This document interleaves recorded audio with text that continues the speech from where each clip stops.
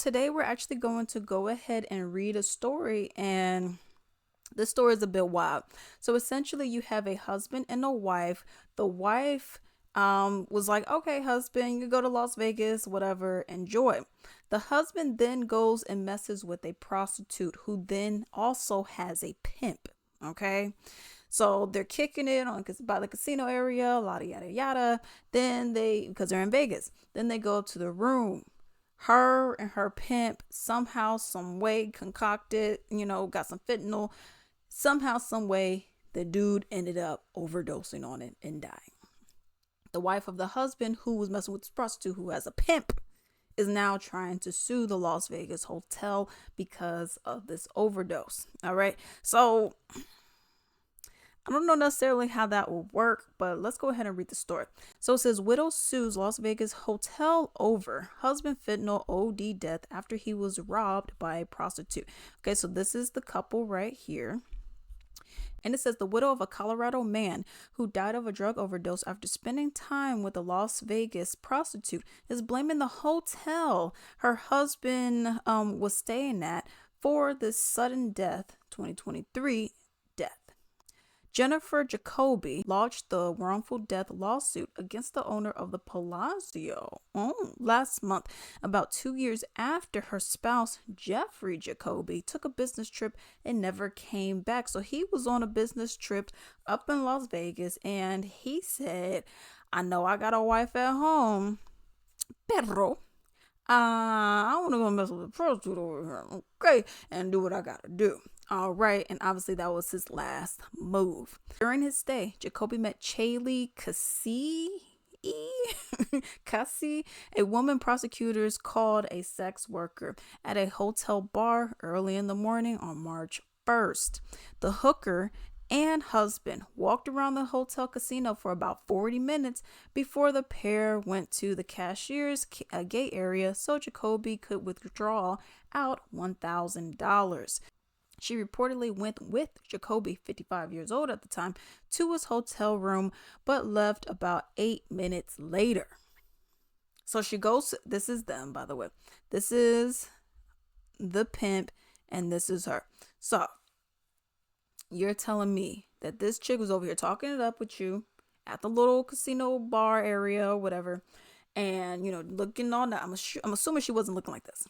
She was looking all nice, yada, yada, yada. And you're like, yeah, she's quality. She'll do what I need to do. Okay. Even though I got a wife at home and I'm only supposed to be on a business trip. Okay. But you're like, okay, let me go ahead and do that. You withdraw $1,000 because that's probably what she said it'll cost. And you said, well, I got the money. Ooh, yeah. You go up in the room and 8 minutes later, she comes down without you. 8 minutes. Okay. During the interaction with Jacoby, Cassie was texting Kashawn Glass, this guy, who was acting as her pimp. After Jennifer Jacoby called the hotel to see if staff could check in on her husband, who has not been in touch for hours, a worker found him unresponsive, slumped on the bathroom ground. Glass, 38 years old, and Cassie, 24 years old, pleaded guilty to voluntary manslaughter and robbery counts last year, with Glass hit with at least 20 years behind bars, and she was facing at least 8 years in the clink. That's interesting, probably because, well, we'll get into it. They were accused of giving Jacoby a deadly dose of fentanyl. Now, here's the thing, and this is how that stuff works too.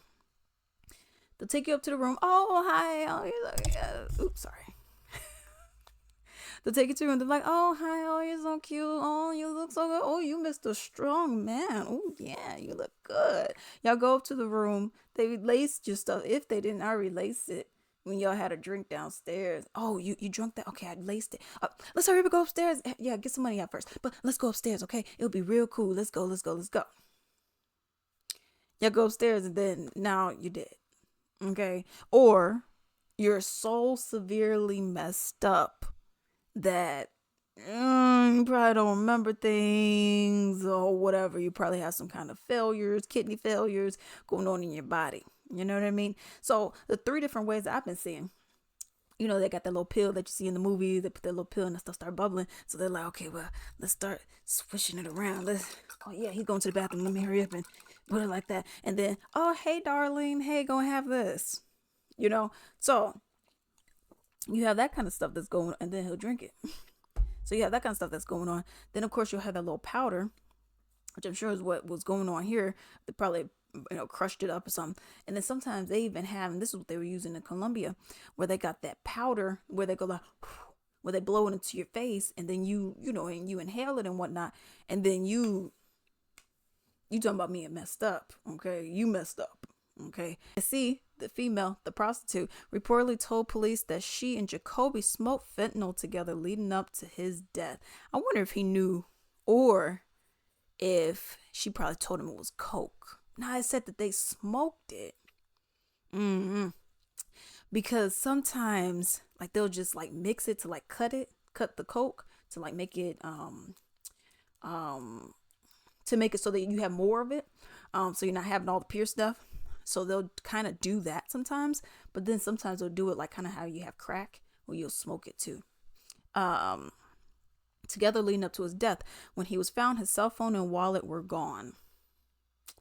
But Jacoby's grieving wife argues in her lawsuit the hotel should have known about Kinsey and Glass's history of targeting hotel guests to rob and victimize them. Okay, they should not even have been a part or in this property at all. Jacoby should have been alerted by Palazzo security guards. He was being followed by Glass, the lawsuit also claims.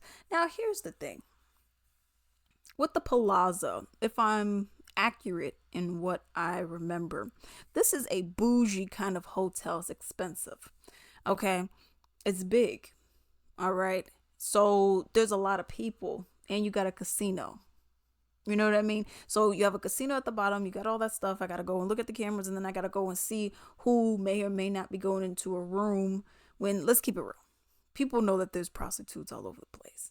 Okay, not just in this hotel, but there are other hotels. Because a lot of these other places, you have hotels that have restaurants.